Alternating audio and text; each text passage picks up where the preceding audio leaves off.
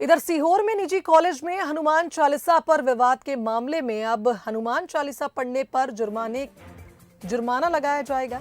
बता दें, गृह मंत्री नरोत्तम मिश्रा ने कलेक्टर को जांच के आदेश दिए हैं। तो हनुमान चालीसा हिंदुस्तान में नहीं पढ़ेंगे तो कहां पढ़ेंगे, ये बात गृह मंत्री ने कही है। मामले को जैसा प्रस्तुत किया जा रहा है, मामला वैसा नहीं है, ये बात भी गृह मंत्री ने कही। बता दें कि हनुमान चालीसा पढ़ने पर छात्रों पर जुर्माना लगाया गया, जिसके बाद गृह मंत्री ने ये बयान दिया। कोई जुर्माना नहीं होगा, हमने उनको संदेश दे दिया है। हनुमान चालीसा पढ़ने पर किसी प्रकार का कोई जुर्माना नहीं करे। बच्चों को समझाइश जैसी चीज तो दी जा सकती है। अब हनुमान चालीसा हिंदुस्तान में नहीं पढ़ेंगे तो कहाँ पढ़ेंगे, वो विषय ऐसा नहीं है जैसा प्रस्तुत किया जा रहा है। चूंकि उन्होंने हनुमान चालीसा का पाठ किया था, शोर के कारण से सिक्योरिटी गार्ड और दूसरे बच्चे और उनके पालकों के फोन आए थे, तो उसमें उन्होंने उसका किया है। मैंने कलेक्टर को विस्तार से जांच के आदेश दे दिए। चलिए, इस खबर पर हमारे साथ संवाददाता आकर्ष लाइव जुड़ गए, उनका रुख कर लेते हैं। आकर्ष, एक बार फिर हनुमान चालीसा पढ़ने पर विवाद हुआ है और इस बार यह विवाद सीहोर के निजी कॉलेज में हुआ है, जहां छात्रों पर हनुमान चालीसा पढ़ने पर जुर्माना लगाया गया। लेकिन गृह मंत्री कह रहे हैं कि कोई जुर्माना नहीं लगेगा और पूरे मामले की जांच होगी।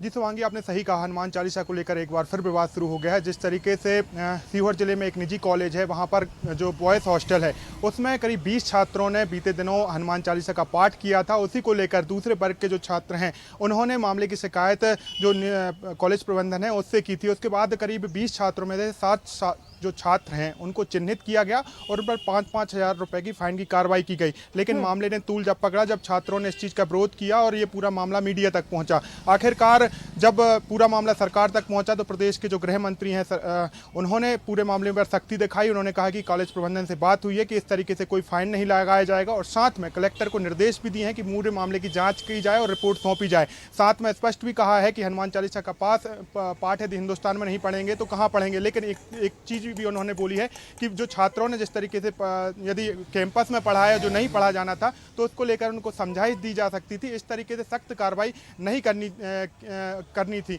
लेकिन अब पूरे मामले में देखना होगा कि जो छात्रों पर जो कार्रवाई की गई है उसमें अब कॉलेज प्रबंधन आने वाले समय में क्या एक्शन लेता है। जी शुभांगी। बिल्कुल आकर्ष, देखना होगा कि अब आगे कॉलेज प्रबंधन क्या रुख अपनाता है इस पूरे मामले पर। फिलहाल बहुत धन्यवाद आपका। तो गृह मंत्री नरोत्तम मिश्रा का कहना है कि छात्रों पर जुर्माना नहीं लगेगा, उन्हें समझाइश दी जा सकती थी। कलेक्टर को एक बार फिर इस पूरे मामले की जांच के बाद कार्रवाई करने के निर्देश गृह मंत्री ने दिए हैं। वहीं आपको बता दें कि अब मध्य प्रदेश विधानसभा का मॉनसून सत्र आगे बढ़ सकता है। पंचायत और निकाय चुनाव के चलते मॉनसून सत्र को आगे बढ़ाया जा सकता है। पक्ष और विपक्ष में सत्र आगे बढ़ाने को लेकर सहमति बनी है और संसदीय कार्य मंत्री डॉक्टर नरोत्तम मिश्रा ने भी बयान दिया है। सत्र आगे बढ़ाने का सुझाव नेता प्रतिपक्ष की तरफ से आया था, ये बात उन्होंने कही। राज्यपाल से अगस्त में सत्र बुलाने पर आग्रह किया जाएगा और राज्यपाल को सहमति पत्र भी गृह मंत्री भेजने वाले हैं। तो 25 जुलाई से 29 जुलाई तक मॉनसून सत्र होना था, लेकिन अब सत्र को अगस्त में बुलाने का आग्रह राज्यपाल से किया जाएगा। उस पर सहमति बनी है कि हम महामहिम को एक सरकार की तरफ के दरखास्त सत्र को अगस्त के सप्ताह में बुलाने के लिए हम आग्रह करें। ऐसी परस्पर सहमति नेता प्रतिपक्ष जी से चर्चा करके बनी है।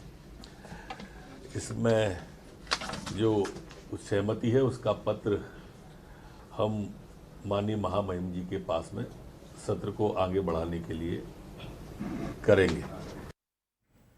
चलिए, एक बार फिर रुक कर लेते हैं। संवाददाता आकर्ष का हमारे साथ लाइव जुड़ गए हैं। आकर्ष, राज्यपाल को सहमति पत्र भेजा जाएगा कि सत्र को अगस्त में बुलाया जाए। देखना होगा कि अब इस पर क्या फैसला होता है, क्योंकि पहले यह सत्र 25 जुलाई से शुरू होना था।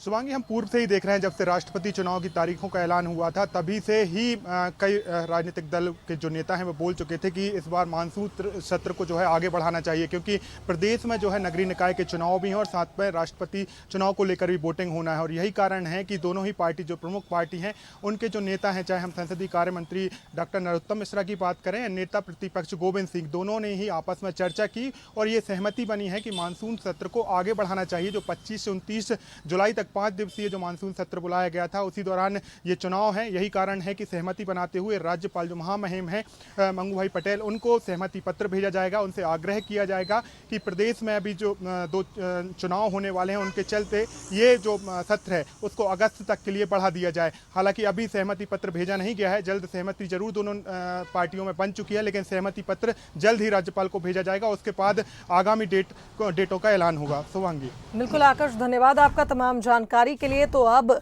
पक्ष और विपक्ष में सहमति बन चुकी है, सत्र को आगे बढ़ाने के लिए राज्यपाल को सहमति पत्र भेजा जाएगा, जिसके बाद देखना होगा कि राज्यपाल मॉनसून सत्र को आगे बढ़ाते हैं या फिर मॉनसून सत्र 25 जुलाई से ही शुरू होगा।